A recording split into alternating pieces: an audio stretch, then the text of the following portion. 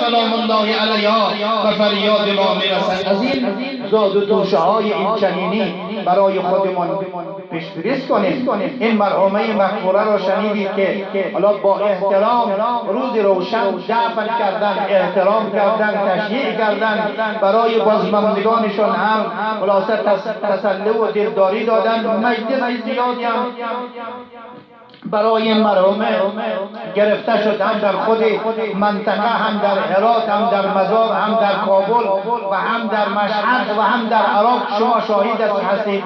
اما بمیرم به یاد مظلومیت یا زهرای مهدیه.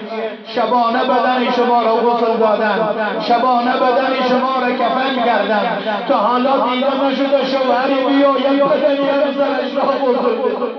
علی آمد بدن زهرا را از زیر پیراهن غسل داد. قربان مظلومیت علی شبانه بدن زهرا را دفن کردن و برای زهرا نتونستن مجلس بگیرن. مجلس که هیچ، حتی بچه ها بلند گریه نتوانستن برای مادرشان زهرا سلام الله علیها انجام بدن. السلام علیک یا بنت رسول الله، السلام علیک یا زوجة امیر المؤمنین، السلام علیک یا ام الحسن والحسین. انشاءالله یا ایام فاطمیه همه ما مدینه باشیم. یا زهرای مرضی عنایت بفرما، این ویروس منحوس کرونا را از خدا بخواه شکم کنه انشاءالله. دوستان و عزیزان شما بیاید کربلا و نجف، کاظمه مصطفی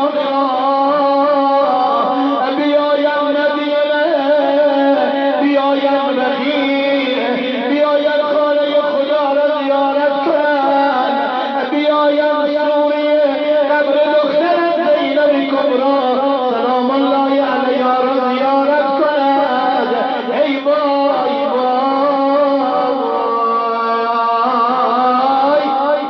شبی که علی بدن زهرا را غسل داد، چند جا دل علی خیلی خون شد.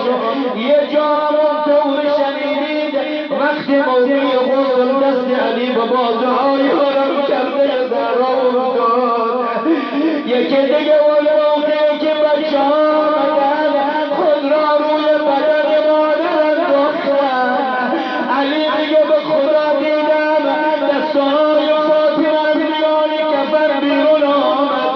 یه دستش به گردن حسن، دست دیگرش به گردن حسین، یه غلغله به پا شد. عاطفه خیلی صدا زد، علی بچه های فاطمه را از روی بدن زهرا جدا کن. همه فرشتگان آسمان ها به گریه آمده. یکی دیگر وقتی بدن را میخواستن ببرن دفن کنن، یه سیاهی داشتن میآمد. امیر المؤمنین فرمود حسن جان ببینی سیاهی کیه؟ حسن توقف کرد. حالا ببین خواهر 4 سالش زینب دنبال تابوت مادرش را افتاده. خدا مادرم را کجا میبرن؟ گمانم برای شفا میبرن. یکی دیگه اون جایی که میخواست بدن زهرا سرازیر قبر کنه، از این دستای شبیه دست پیغمبر از میان قبر بیرون آمد. علی بده بدن زهرای منو، بده بدن امانت منو. علی بدن را تحلیل داد. یه صدا آمد علی چرا بدن زهرای من آزرده است؟ چرا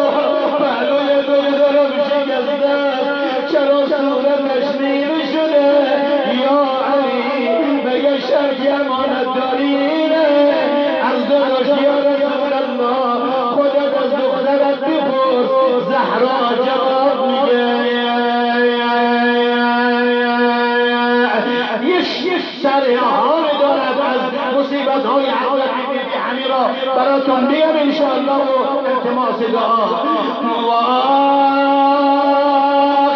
امت هدیه زندان دنیا میبرد زهرا نشانی از فداکاری به اخوا میبرد زهرا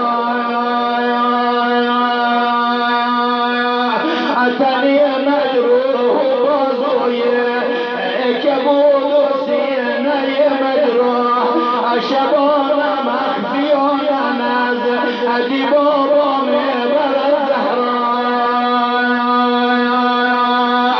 بسینه دار مریم و حسن شش ماهی خود را بسوی دادگاه حی دانان برد زهرا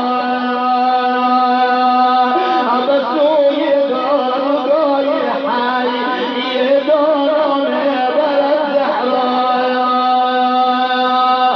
به مسجد بردن مولا علی بابای بسته نوشتن نامه بعش که مولا میبرد زهرا نوشتن نامه بعش که مولا میبرد زهرا کسی میگه چند شب بعد شهادت زهرا نیمه‌های شب بود دیدم صدای گریه از خانه علی بلند شد خدایا چی شده مصیبت دیگری برای مولایم علی پیش آمده باشه مگر نگاه آمدم در خانه علی رو زدم علی آمد پشت در کسی کوبنده در خودم رو معرفی کردم آقا صدای گریه و یانه شنیدم آخر مضطرب شدم نگران شدم آمدم ببینم چی خبره میگه علی در خانه رو باز کرد فرمود فلانی بیا داخل خانه شدم علی چراغ روشن کرد دیدم زینب چادر نمازی مادر رو بغل کرده سجاده نماز رو پهن کرده حسن یه گوشه گریه میکنه حسین یه گوشه ناله میزنه زینب یه گوشه مادر گفته ناله میزنه علی فرمود فلانی ببین روزگار علی را بعد از مرگ زهرا آخدان زهرا کمر علی رو شکست ای بریم روزگار بچه های فاطمه صدای مادر را دل علی را لحظه خون میکنه یا صاحب الزمان سرت به سلامت آقا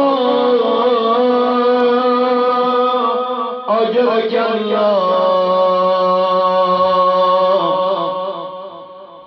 در مدینه ماتمی چون ماتم زهرا نبود چون به گلزار نبی جز یک گل زیبا نبود الا لعنت الله علی القوم الظالمین اللهم لعن قاتلی فاطمة الزهراء سلام الله علیها الهی بحق فاطمة و ابیها و بعلها و بنیها و سر المستودع فیها 10 مرتبه یا الله